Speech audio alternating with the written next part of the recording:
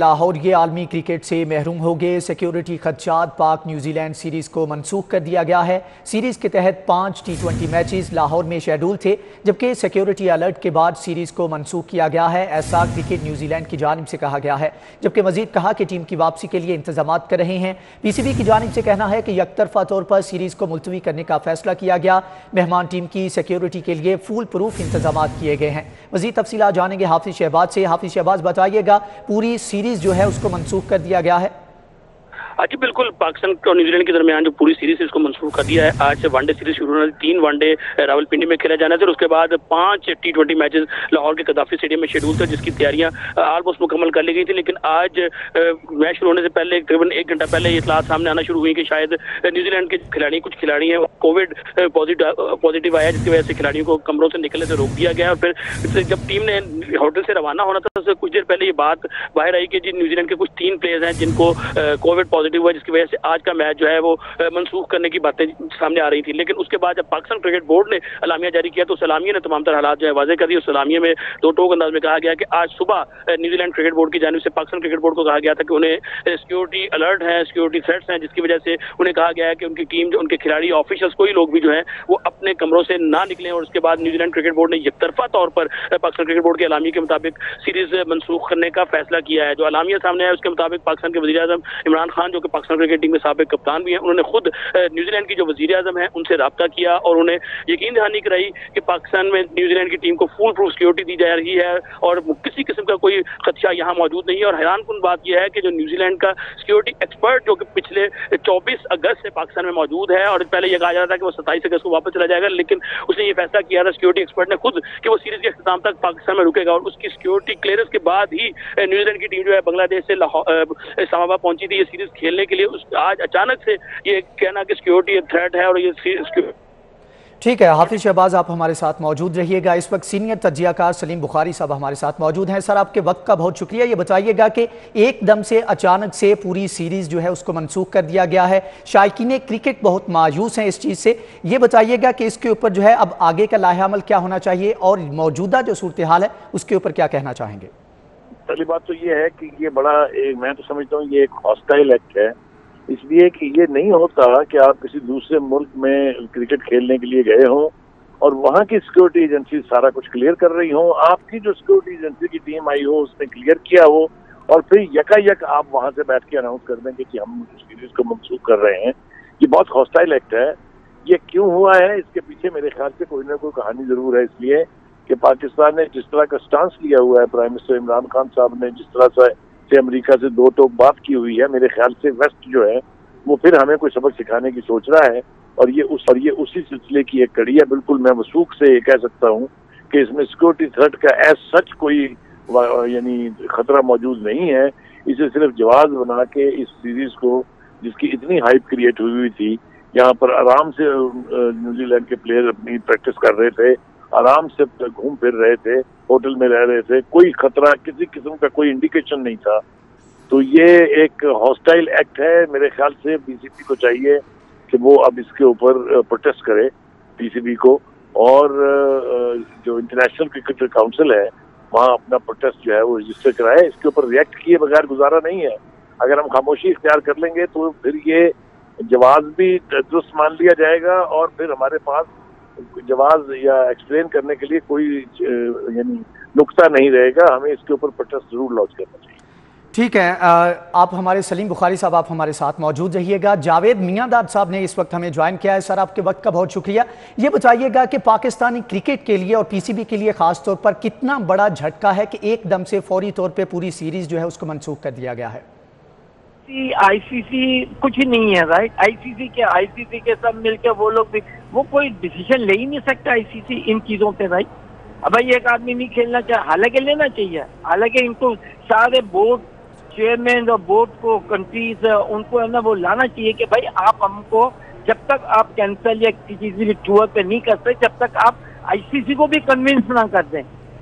अब ICC को भी कन्विंस उन्होंने किया है, नहीं किया, बतौर का कि जी उनको हम जा रहे हैं, हम नहीं खेलना, राइट। तो ये तो बड़ा आसान चीज है और इससे क्या होगा कि इन फ्यूचर जो है ये चीजें चलती रहेंगी। हम भी जाके न्यूजीलैंड में कह सकते हैं जी इनसिक्योरिटी हम नहीं खेलना चाहते। अब बताएं इसको कैसे चैलेंज करोगे? नहीं कर सकते।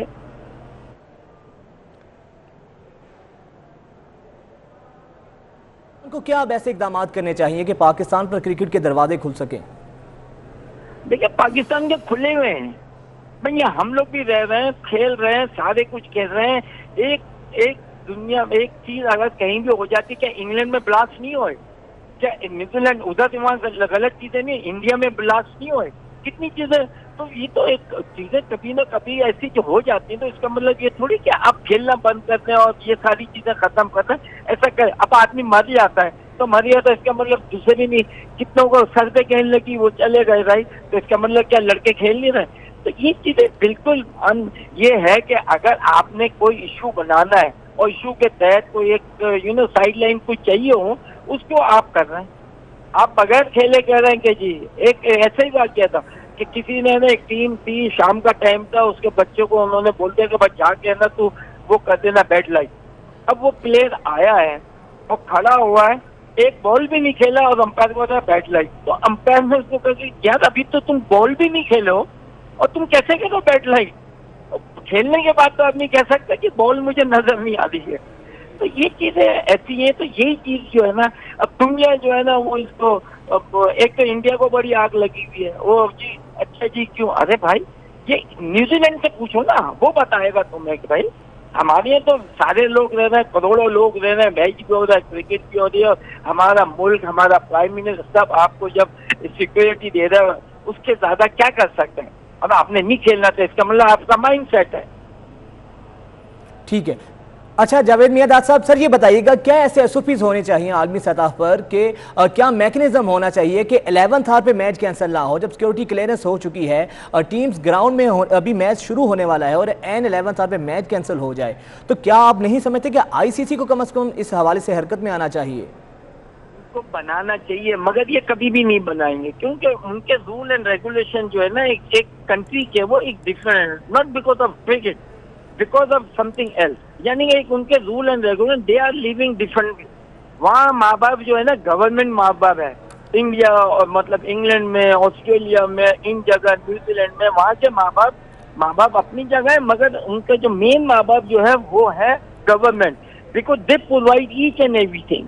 वो एक लड़के की जिम्मेदारी और गवर्नमेंट ने ली होती है, माँ बापों ने नहीं ली होती। 16 साल के बाद। ठीक है जावेद मियादाद साहब, कथा खिलाने के लिए माजरत।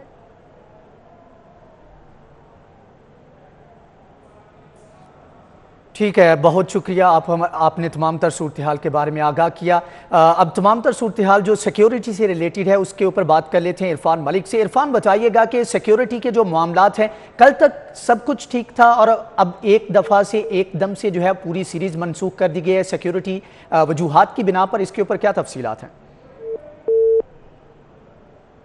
तमाम मामलात जो बड़े इरफान मलिक से राबता बहाल करने की कोशिश करते हैं। आपको बताएं कि सिक्योरिटी खदशात पाक न्यूजीलैंड सीरीज़ को मनसूख कर दिया गया है, जबकि सीरीज़ के तहत 5 T20 मैचेस लाहौर में शेड्यूल थे और सिक्योरिटी अलर्ट के बाद सीरीज़ को मनसूख किया गया है। हाफिज़ शहबाज हमारे साथ मौजूद थे, आपका भी बहुत शुक्रिया, जबकि सीनियर तज्जियाकार सलीम बुखारी साहब भी हमारे साथ मौजूद थे। आप सबका बहुत शुक्रिया कि आपने तमाम तर सूरत हाल के बारे में आगाह किया।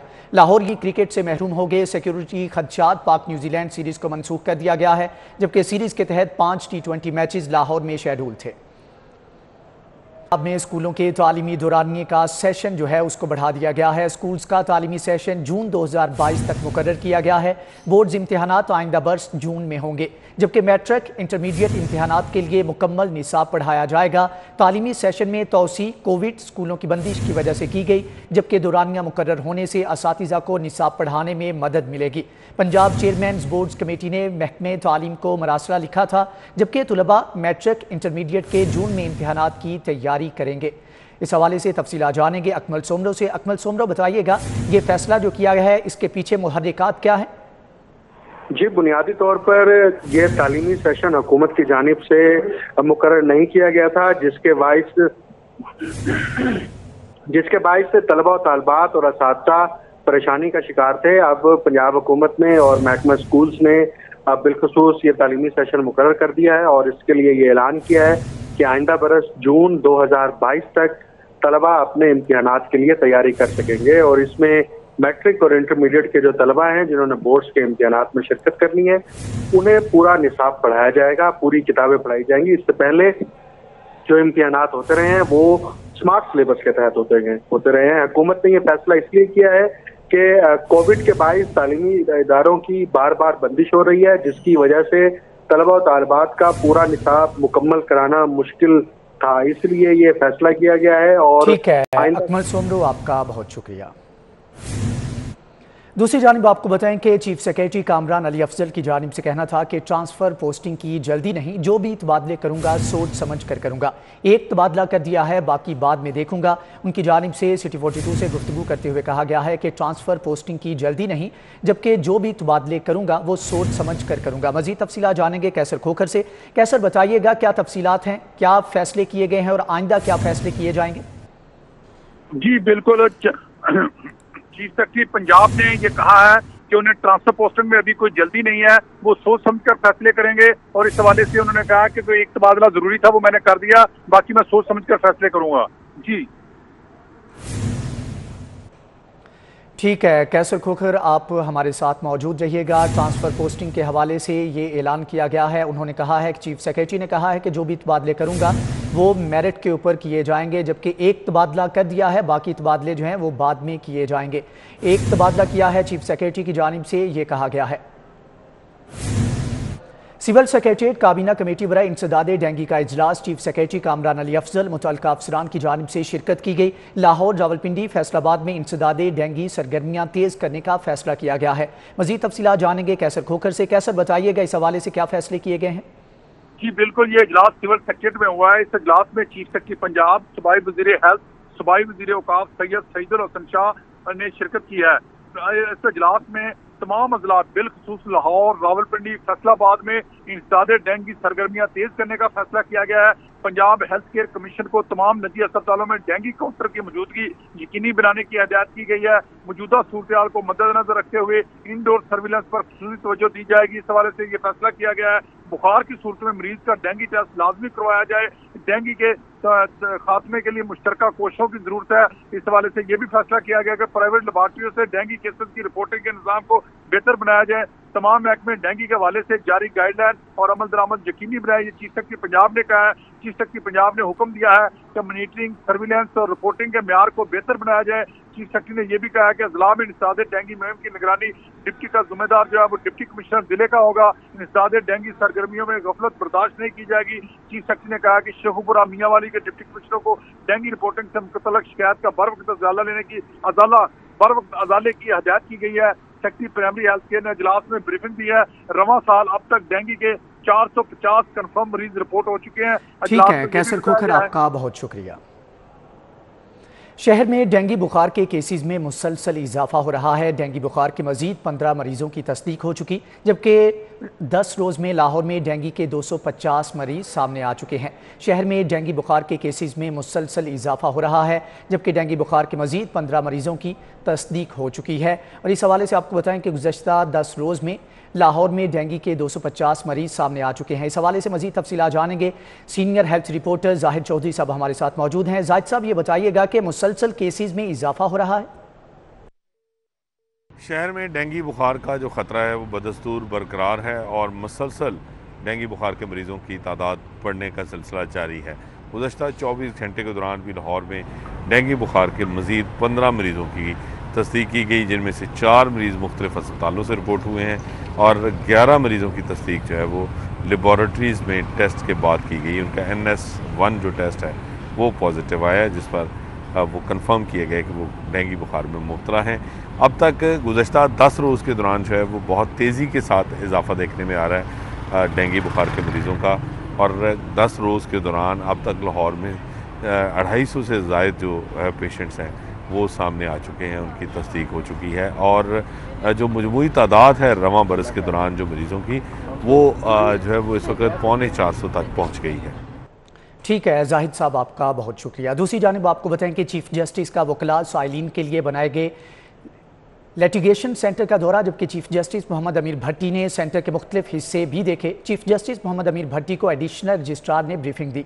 मज़ीद तफसीलात जानेंगे मलिक अशरफ से। मलिक अशरफ, विजिट के हवाले से बताइएगा।